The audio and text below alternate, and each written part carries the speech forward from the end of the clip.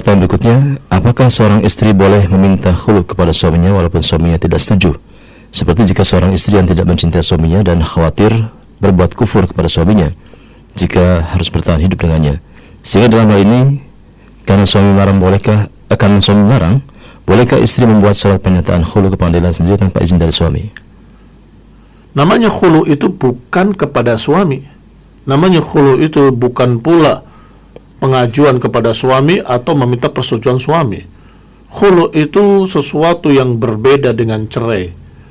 Kalau kepada suami, maknanya bukan khulu, tapi cerai.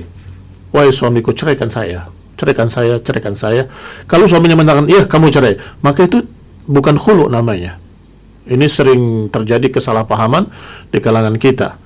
Kalau minta cerai dari suaminya dan suaminya mengizinkan, itu cerai seperti biasa dan berlaku hukum-hukum talak. Namanya khulu itu memang kepada pengadilan, kepada penguasa. Nanti akan ditemukan oleh pengadilan tadi antara keduanya untuk menyampaikan alasannya, apakah benar atau tidak benar, jujur atau tidak jujur, akan disidang di sana alasannya.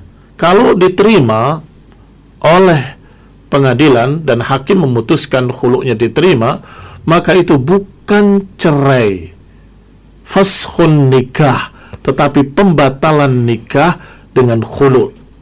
Jadi khulu' itu mungkin lebih tepat sekarang dinamakan dengan gugat cerai ya. Dan itu memiliki hukum yang berbeda dengan cerai.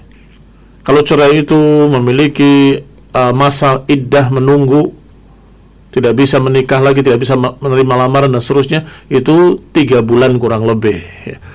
Ala ikhtilafin, atas ikhtilaf antara 3 kali haid atau 3 kali suci. Tetapi kalau khulu' tidak ada masa menunggu, tidak ada masa iddah, adanya hanya al-istibra'. Bukan masa iddah disebutnya, istibra'. Istibra' itu artinya pembebasan rahim. Bagaimana caranya? Kata para ulama, kalau sudah lewat 1 bulan, ini ada haid, selesai. Berarti dia dalam keadaan tidak hamil. Kalau ternyata dia hamil, maka tunggu sampai melahirkan. Barakallahu fikum. Itu namanya istibra', pembebasan rahim. Pembuktian bahwa rahim kosong, tidak ada janin dari orang pertama. Sehingga hanya ada istibra' 1 bulan. Itu perbedaan pertama. Perbedaan kedua, kalau cerai itu tidak dikembalikan maharnya. Tetapi kalau khulu', maka sang perempuan tadi disuruh untuk mengembalikan maharnya, apa-apa yang pernah dibelikannya sebagai mahar. Baik. Dan ada lagi perbedaan-perbedaan lain yang dibahas dalam babnya. Sehingga kalau kepada suami, maka itu namanya cerai. Kalau kepada pengadilan, berarti itu adalah khulu'. Kalau perempuan itu ke pengadilan kemudian diterima. Tapi catatan pentingnya, saya ingatkan kepada para wanita, diriwayatkan al-mukhtali'at hunnal munafiqat. Para wanita-wanita yang minta khulu' itu adalah para munafiqah.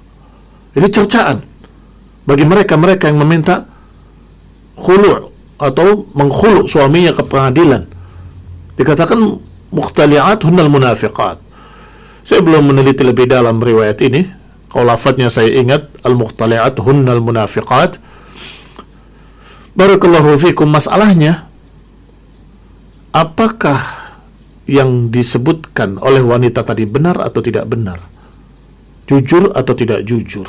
Kalau dusta, maka dialah munafiqah yang minta khulu' dari pengadilan dengan alasan-alasan agar bisa diterima dengan kedustaan-kedustaan. Tetapi kalau sesuatu yang memang benar-benar terjadi, suaminya misalnya kecanduan narkoba atau sejenis itu, kemudian dia adukan, saya tidak bisa lagi hidup dengan suami saya yang pemabuk, demikian-demikian, maka wajar saja orang yang salehah, wanita yang salehah tidak bisa hidup bersama orang laki-laki yang demikian. Itu fungsinya khulu'. Barakallahu fikum. Semoga bermanfaat, semoga kita mendapatkan taufik dari Allah Ta'ala, Amin. agar kita semua mendapatkan keluarga-keluarga yang sakinah dan diberi mawaddah warahmah. Amin.